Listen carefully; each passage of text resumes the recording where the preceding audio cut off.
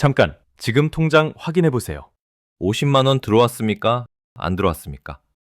안 들어왔다면 오늘 알려드리는 내용을 통해 내 지갑을 채울 수 있는 정당한 권리를 꼭 챙기셔야 합니다. 이제 곧 설날인데 정부와 지자체에서 지급하는 설맞이 명절 위로금은 확인을 해보셨는지 궁금합니다. 미리 말씀드리지만 이 50만 원은 전국 모든 지역이 똑같이 주는 돈은 아닙니다. 일부 지자체에서 실제로 지급한 사례 금액이고 우리 동네 금액은 다를 수 있지만 분명히 받을 수 있는 내 돈이 존재합니다. 나라에서 명절 민생 안정을 위해서 특별히 편성한 이 소중한 지원금을 몰라서 신청을 안 하시면요. 남들은 정당한 권리를 찾아서 가게 살림에 보탤 때 나만 경제적으로 큰 손해를 보는 겁니다. 오늘 알려드리는 방법은 실제로 많은 어르신이 돈을 받으신 검증된 방식이니 그대로 따라만 하세요.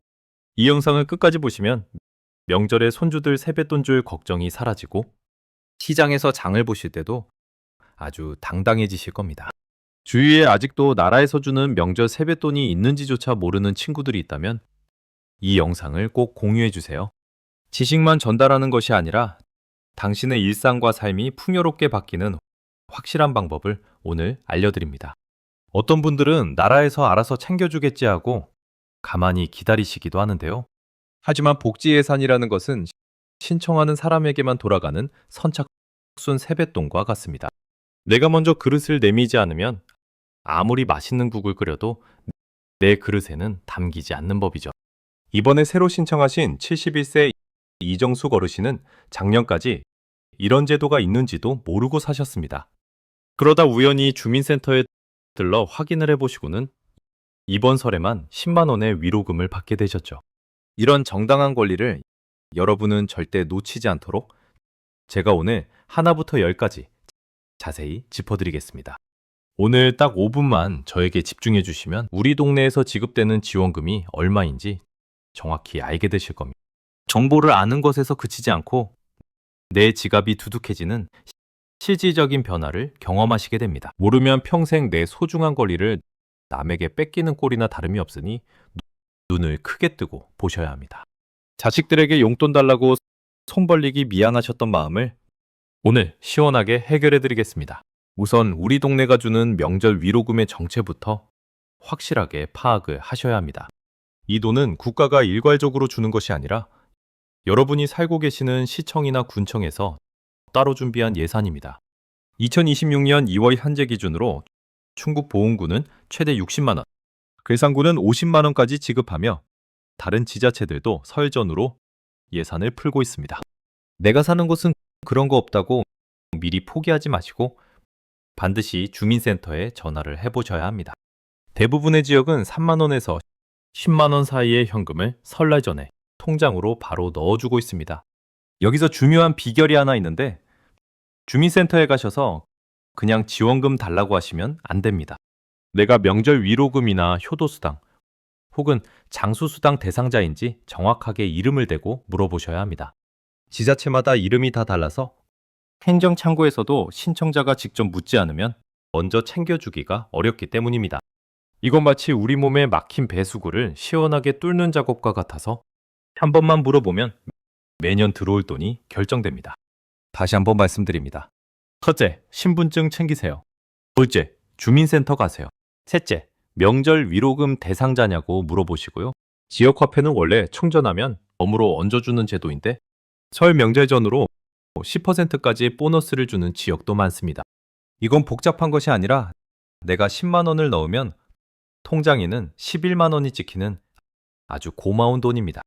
30만 원을 충전하면 3만 원을 국가가 그냥 보태주는 것이니 장보러 가기 전에 필수입니다.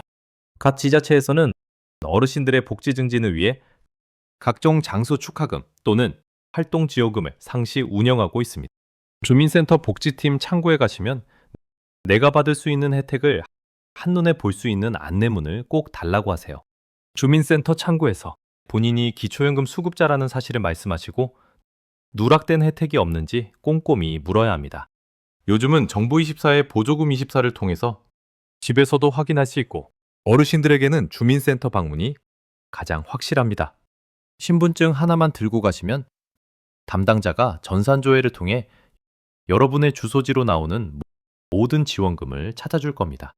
만약 거동이 불편하시다면 자녀분들에게 전화를 해서 대신 확인해 봐달라고 부탁을 하세요. 부모님의 소중한 권리를 찾는 일인데 자녀들이 귀찮아할 이유가 전혀 없고 오히려 효도하는 길입니다. 어떤 분들은 재산이 조금 있어서 나는 안 되겠지 하고 미리 포기하시는 경우를 참 많이 봅니다. 하지만 명절 위로금은 기초연금 수급자라면 재산 규모와 상관없이 주는 경우가 대다수입니다.